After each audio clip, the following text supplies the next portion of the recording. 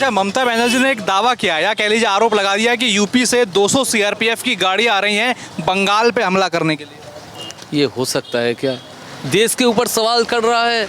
ये ममता जी का हो क्या गया है? इस ममता जी को तो बंगालवासी तो 2011 में नहीं चाहता। ये क्या हो चुका है? जो देश के सुरक्षा करता है वो जवान के ऊपर उंगली खड़ा करता है। इस ममता दी को धिक्कार जनाते हैं हम। ऐसा मुख्यमंत्री हर किसी को नहीं चाहिए, किसी की राज्य में भी नहीं चाहिए। देश का जो रक्षा करता है वो सीआरपीएफ जवान, उसके ऊपर भी उंगली खड़ा करता है। ये कैसा सीएम है?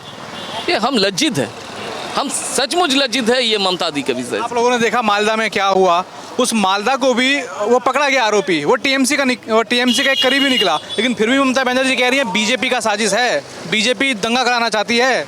देखिए, कौन दंगा करता है, कौन दंगे हुआ है, कहाँ दंगा हुआ है, किस वजह से दंगा हुआ है, ममता बनर्जी भली बातें जानते हैं। उसने क्या कहा? उसने कहा कि यहाँ पर एक कम्युनिटी है, अगर वो कम्युनिटी भड़क गए तो हमारे बंगाल का जो हिंदू है, ये बंगाल का हिंदू का ये 1 मिनट में इसका काम तमाम कर देगा। ये हमारा सीएम क्या? ये सीएम देश के लिए खतरा है। इस बार चुनाव में हम यही बोलना चाहते हैं, किसी भी राज्य में जैसा भी सीएम हो, ऐसा सीएम नहीं रहना चाहिए जो हिंदुत्व के विरुद्ध सोचेगा।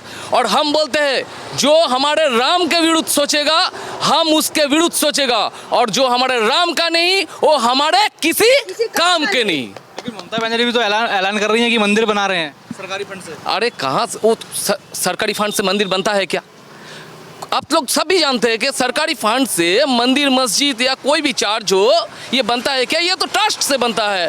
वो हमारे टैक्स के, जो हमारे डेवलपमेंट के जो रुपया है, तो वो बाहर के खाते में ये मंदिर मस्जिद काहे खर्च कर रहा है? ये तो हमको सवाल है, आपको लोगों को भी सवाल है, ये फैला दीजिए।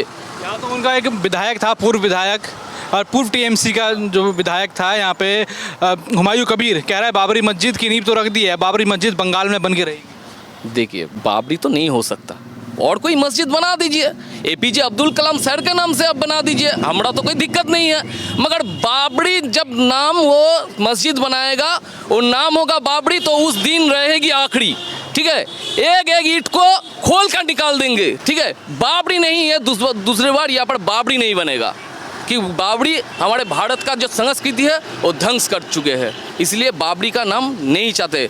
तो हम एक बार नाराबाजी तो करते हैं, तो तेल लगा लो डाबर का और नाम मिटा दो बाबर का, बाबरी नाम का मस्जिद नहीं। क्या लग रहा है इस बार बदलाव होगा कि वापस ममता दीदी आ रही है कि बीजेपी आ रही है? ममता दीदी नहीं आएगा। क्या कारण? बीजेपी आएगा। ममता दीदी दुर्नीति किया है ना, उसका सरकार, उसका बड़ो बड़ो नेता है ना, सब चोर है। तुम्हारा चाकरी चोर, कोयला चोर, जहाँ दुर्नीति को चाहिए। युवाओं को कुछ दिया कि नहीं?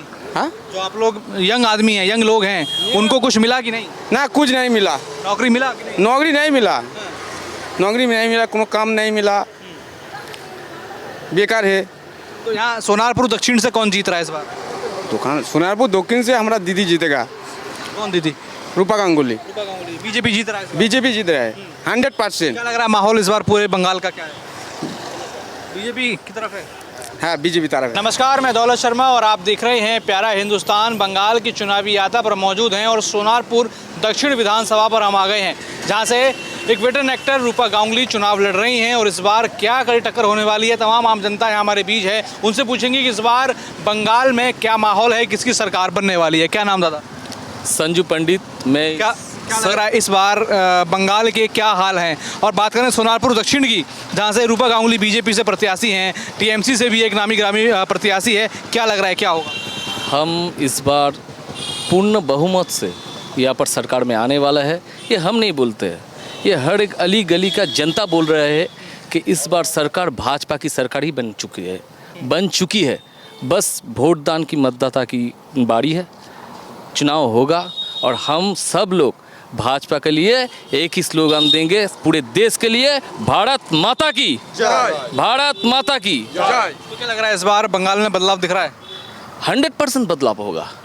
100% मतलब एलीगली बोल रहा है, दादा भाई सब बोल रहा है कि इस बार परिवर्तन होना जरूरी है, क्योंकि ये ममतावादी सरकार, ये भ्रष्टाचार सरकार जिस तरह से आम जनता को नुकसान पहुंचा रहा है, जिस तरह से अब जानते हैं कि एक रात में तकरीबन 26,000 चगड़ी चला गया, तो क्या करेगा। इस बार जो कोई भी जिसको भी आपको जाकर पूछेंगे कि एक ही आवाज़ निकलेगा कि इस बार सरकार बदलने वाला है। अच्छा, सोनारपुर दक्षिण से रूपा गांगुली हैं बीजेपी के प्रत्याशी, सामने टीएमसी के भी ये नामी ग्रामी प्रत्याशी हैं, क्या लग रहा है टक्कर कैसी रहेगी इस बार? कुछ टक्कर नहीं है। आप जो यहाँ पर जो तृणमूल को देख रहे हैं, ये जस्ट ये लाश पड़ा हुआ है, कुछ देर बाद यहाँ पर उसे भस्म मिलेगा। ये कुछ नहीं है तृणमूल कांग्रेस। यहाँ पर जो भी है आम जनता की आवाज़ है, भाजपा सरकारी बन चुके हैं और यहाँ से रूपादी पूर्ण बहुमत से जीतेगा यहाँ पे। ममता बनर्जी ये कह रही है, मालदा गई थी वो अभी 2 दिन पहले रैली उन्होंने करी, कहा ये बीजेपी अगर आ गया तो ये बीजेपी है, गुंडों की पार्टी है, ये यहाँ दंगा करेंगे, यहाँ ये बंगाल के लोगों को परेशान करेंगे। देखिए, ये सब लोग जान चुके हैं कि कौन दंगाबाज करते हैं, कौन दंगागिरी करते हैं। दिल्ली में चुनाव हुआ, आपने देखा क्या बैलेट बॉक्स लेकर भाग रहा है, यहाँ पर देख रहा है। यहाँ पर चुनाव हो जाने के बाद घर बाड़ी जलते हैं, कार्यकर्ता की मौत हो जाता है। दिल्ली में भी चुनाव हुआ है क्या? गुजरात में चुनाव हुआ है क्या? आपके मीडिया के माध्यम से ये तो दिखाया है यहाँ पर कितना हंगामा होता है ये ममतावादी सरकार से, ये होता है। तो ममता बनर्जी कह रही है खूब विकास किया है बंगाल का। क्या विकास किया है? क्या विकास किया है? 15 साल हो गया है, नौकरी नहीं है, ये सब जुआ बेटा है, ये सब क्वालिफाइड है। भत्ता नहीं दे रहे हैं क्या? क्या भत्ता दे रही है ममता बनर्जी? भत्ता क्या है? भत्ता देने से पेट चलेगा क्या? वो 1500 रुपया का भत्ता देने से पेट चलेगा? एक फैमिली को चलाने के लिए रोजगार होना चाहिए। ये रोजगार कहाँ दे रहा है? ये इसके टीएमसी में जो है वो है माफिया, टीएमसी में जो है वो लुटेरा, टीएमसी में जो है वो गुंडागिरी करता है, टीएमसी में जो है वो बलात्कार करते हैं। ये तो आ चुके हैं। हमारे शिक्षा मंत्री अभी जेल में है, ये हमारा बहुत लज्जा की विषय है। हमारा जो राशन दूनी से जो पकड़ गया, वो भी यहाँ का तृणमूल का जो मंत्री है, वो भी तो अभी जेल जा चुके हैं। तो पूरा का पूरा एकदम करप्टेड ये सरकार चल रहा है। तो सोनारपुर से जो पहले टीएमसी सरकार में जो लोग रहे, जो विधायक रहे, कुछ काम यहाँ करके दिया कि नहीं? क्या काम किया? कुछ भी नाम नहीं किया। बोल रहे हैं कि लंदन बना देगा। हमने कुछ बारिश हुआ, रास्ते में आप टेम्स नदी देखेंगे, ये नदी जो बोलते हैं वो टेम्स नदी दिख जाएगा। कल ही हमको मालूम चला, कुछ देर बारिश हुआ, हर जगह पानी भर गया। यही तो चल रहा है। और हमारे सरकार के जो भारतीय जनता पार्टी जो प्रधानमंत्री जो घोषित किया है कि हर घर नल, वो भी आप खुद के नाम पर चला रहे हैं।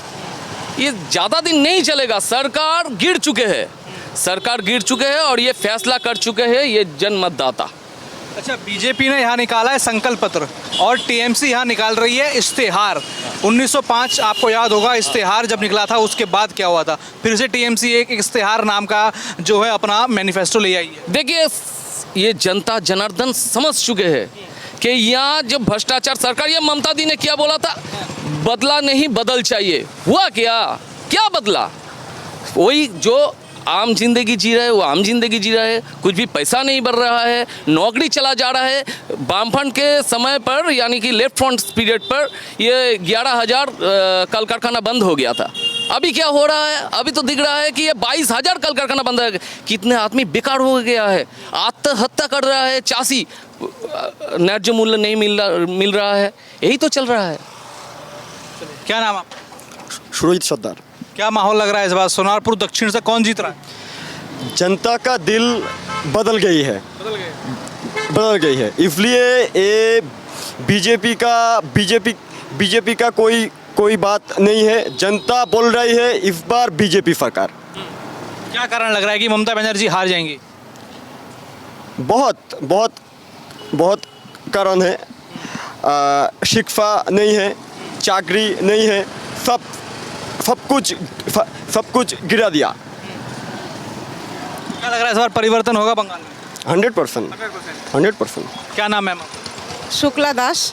क्या लग रहा है पश्चिम बंगाल में देखा जाए तो और महिलाएं जो हैं उनके लिए कैसा माहौल बनाया? पिछले 15 साल ममता बनर्जी महिला मुख्यमंत्री हैं, क्या क्या काम आप लोगों के लिए किए? जी, मेरे नज़र से तो पहले गुजर गया 34 साल सीपीएम राजत्व कर गया, मतलब यहाँ पे कोई विकास नहीं हुआ। अभी तो टीएमसी ने 15 साल सरकार चला रहा है, मतलब कोई किसी नारी का भी इज्जत नहीं है। तो इस बार 100% बीजेपी सरकार ही आएगा। हर गली से नारा दे रहा है आम जनता ने कि जिंदा रहना है तो फिर बीजेपी सरकार ही आना है। ममता बनर्जी कह रही हैं कि लक्की भंडार दे रहे हैं, कई सारी महिलाओं को योजना दे रहे हैं, मिल रहा है वो सब की सुरक्षा मिल रहा है कि नहीं? देखिए हम लोगों का राज्य में पहली बात तो ये भाता से ज़िंदगी नहीं चलता, शिल्प चाहिए। हम राज्य में कोई शिल्प नहीं है, कोई चप शिल्प बनाने से परिवार नहीं चलता, परिवार चलता है शिल्प से। विकास योजना नहीं है। पहली बात तो हर घर में युवक युवती शिक्षित युवक युवती मतलब देखिए প্রত্যেক ঘরে যুবক যুবতী শিক্ষিত যুবক যুবতী আমাদের রাজ্যতে ঘরে পড়ে রয়েছে, তাদের চাকরি নেই। তারা কি চায়? ভাতাজীবী হতে চায় না, তারা চায় আমরা শিক্ষিত, আমরা চাকরি চাই, সরকারি চাকরি চাই, চাকরি করে জীবিকা চালাতে চাই। কিন্তু জীবিকা চালাতে পারছে না, তার কারণে চাকরি 26,000 চাকরি চলে গেছে, সুসাইড করতে বাধ্য হয়েছে মানুষ। প্রত্যেকটা আপনি খেয়াল করবেন, আপনারাই দেখাচ্ছেন মিডিয়া চ্যানেলে যারা সুসাইড করতে বাধ্য হয়েছে, 26,000 চাকরি বাদ হয়েছে। लग रहा है इस बार वापस टीएमसी सरकार या होगा बदलाव? অবশ্যই অবশ্যই বদলাবে একদম।